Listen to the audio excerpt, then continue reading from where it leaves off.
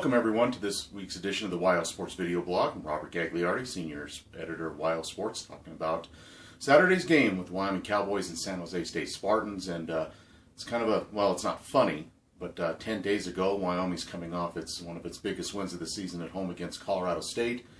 Looking good, tied for first place in the league, and now with mononucleosis kind of taking over the team, so to speak, Wyoming's dropped 2 in a row and really in desperate need of a win. And I know it's, for Wyoming fans, this has been a tough week or so with convincing losses at Air Force and at San Diego State. But bottom line is, Wyoming still has a lot to play for and still very much in this Mountain West race. I mean, they're behind San Diego State right now, but they have tiebreaker advantages over both Colorado State and Boise State.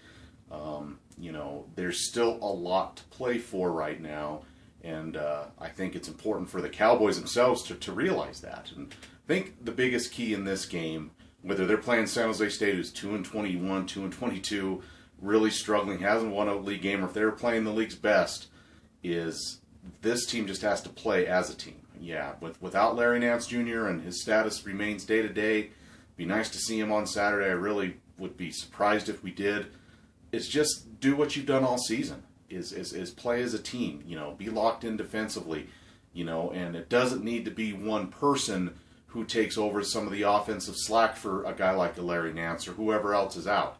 You know, everyone has to do a little bit extra, whether it's a Josh Adams or Riley Grable maybe making a couple more shots, or a Derek Cook or Al Herndon getting a couple more rebounds, or a few more minutes off the bench from a few guys.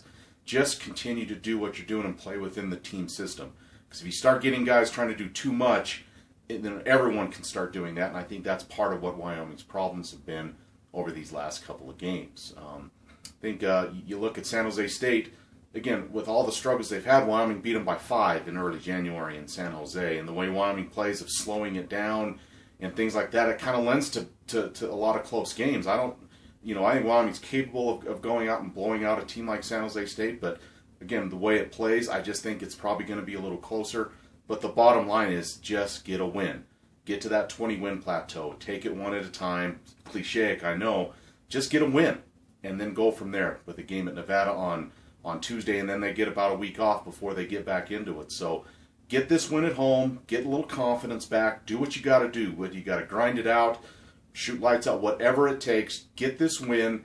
Gather yourselves a little bit and move on to the next one. And I think if Wyoming just plays as a team and not have one or two guys trying to do too much, I think that should happen. So hopefully Cowboys get back on the winning track. I predict Wyoming to win this one 62-50 on Saturday.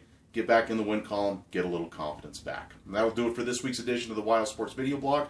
For more University of Wyoming sports coverage as well as preps coverage, see the Wyoming Tribune Eagle and Laramie Boomerang, and also log on to wyosports.net. Thank you very much, everybody.